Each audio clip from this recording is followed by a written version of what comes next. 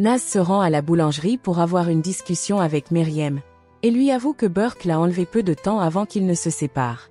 Sava, qui était sur le point d'entrer, entend la révélation et part directement trouver l'ex-petite amie de sa sœur. La vérité sur les agissements de Yurdal Sargun éclate alors au grand jour, bientôt suivie par de nouvelles révélations. Bursu découvre qu'un fantôme du passé est en train de refaire surface. Guklu poursuit seul l'enquête sur l'ex-mari de Bursu, mais les choses tournent mal pour lui. Derin voit une personne qu'elle attendait depuis longtemps faire son entrée. Sa mère, Octet, est de retour d'entre les morts. Yurdal met son fils en garde contre Suzanne, une femme redoutable qui parvient toujours à ses fins. Derin explique à Octet comment il en est arrivé là. Burke et Bellis se demandent comment ils vont sortir du pétrin dans lequel ils sont. Lorsque Sava apprend par Bursu que Guklu a disparu, le fils Sargun part à sa recherche, sachant pertinemment ce que son meilleur ami est parti faire. Bursu localise le lieu où se trouvait Guklu et s'y rend seule. En pénétrant dans la maison en question, elle découvre un objet auquel elle ne s'attendait pas. Bursu découvre l'identité de la personne qui séjournait dans cette maison, et part chercher des explications auprès de Guklu. Un candidat pour l'offre d'emploi arrive à la boulangerie.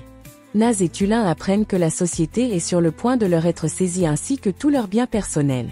En venant une fois de plus harceler Myriam à la boulangerie, Nurtan apprend à la fille d'Arif qu'une mystérieuse femme la protège. Sava revoit Suzanne pour la première fois depuis longtemps, et découvre enfin toute sa version de l'histoire. Mais en discutant, le fils Sargun comprend que leurs points de vue divergent sur un point essentiel.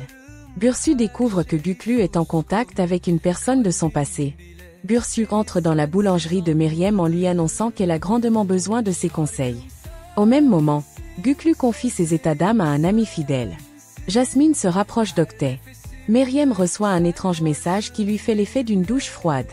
Yurdal apprend par Riza que Tulin et Naz vont bientôt se retrouver dépouillés de tout bien, et perd alors sang-froid. Naz reproche à son frère de ne pas dire la vérité sur leur père à Myriam. Elle reçoit un message de la part de Kaan et le transmet à Bursu. Myriam découvre une pièce à conviction décisive pour la suite des événements. Myriam est choquée par l'attitude de Sava et lui fait comprendre qu'elle ne veut plus entendre parler de lui tant qu'il ne sera pas revenu à la raison. En retournant à la boulangerie, elle tombe sur un étrange objet qui a été déposé pour elle. Bursu se rend sur le lieu du rendez-vous aux côtés d'Ella, et voit alors ressurgir le fantôme de son passé qui hante ses jours et ses nuits. Guklu débarque à son tour et la situation dégénère. Sava part demander des explications sur les dossiers qui se trouvaient dans sa voiture auprès de Suzanne, avant de se faufiler en douce dans les étages. Octet laisse une lettre à Derin en lui annonçant qu'une personne mourra le lendemain.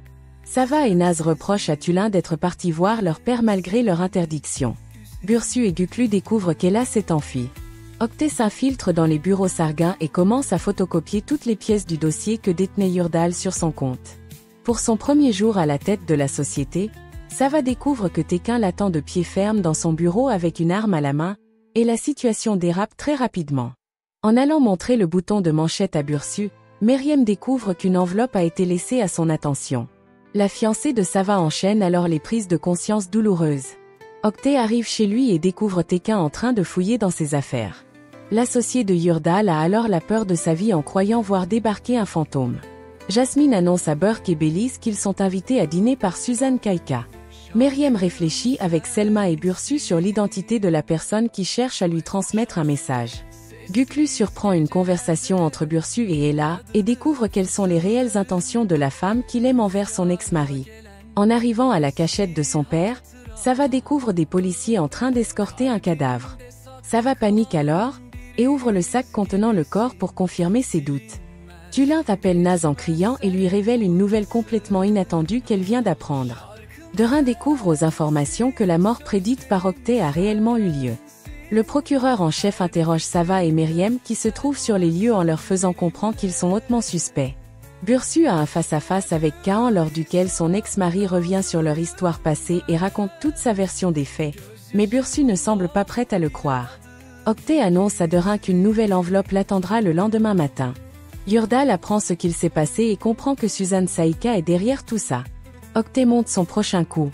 Naz part chercher son frère et Myriam pour leur dire que Tulin a besoin de leur aide. En voyant Derin continuer à rejeter sa mère, Jasmine encourage Suzanne à dire la vérité à sa fille à propos de sa maladie. Octet demande à Suzanne s'il peut choisir qui sera l'assassin de leur prochaine victime. Yurdal raconte à Risa la vérité sur la raison pour laquelle Suzanne le déteste, pendant que la principale intéressée fait de même auprès d'Octet.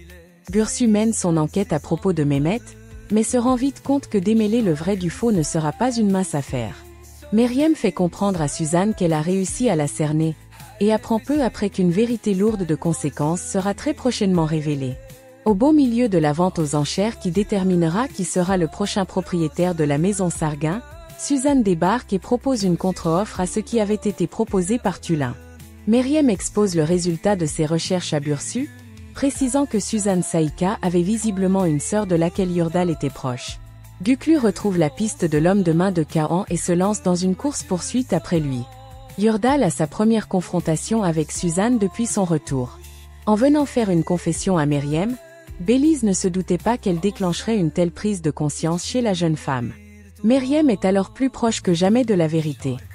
En se retournant, Meriem se retrouve face à une personne qu'elle pensait définitivement morte et enterrée. Alors que Yurdal est encore sous le choc de la nouvelle qu'il vient d'apprendre, Suzanne lui annonce que sa mort est imminente. Guklu a une confrontation avec Kaan, mais la situation dérape rapidement entre les deux hommes. Bientôt, des coups sont tirés.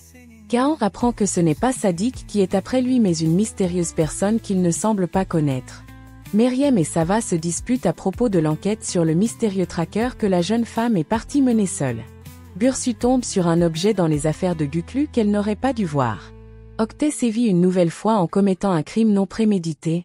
Meriem découvre face à elle la terrible vérité qu'elle redoutait. Sava apprend qu'il s'est passé quelque chose d'anormal à la boulangerie et fait immédiatement demi-tour. En arrivant, il découvre son homme de main inconscient, Selma gravement blessée et Meriem qui manque à l'appel. Plus tard, il comprend qu'il a fait une grave erreur en refusant de croire à ce que lui avançait sa petite amie. Meriem se réveille et découvre qu'elle est la prisonnière d'Octet, et qu'il se trouve être encore plus fou que ce qu'elle pensait. Tandis que Suzanne présente à Jasmine sa nouvelle demeure, Guklu et Bursu arrivent devant la maison Sarguin et leur annoncent qu'Octet a poignardé Selma et kidnappé Meriem.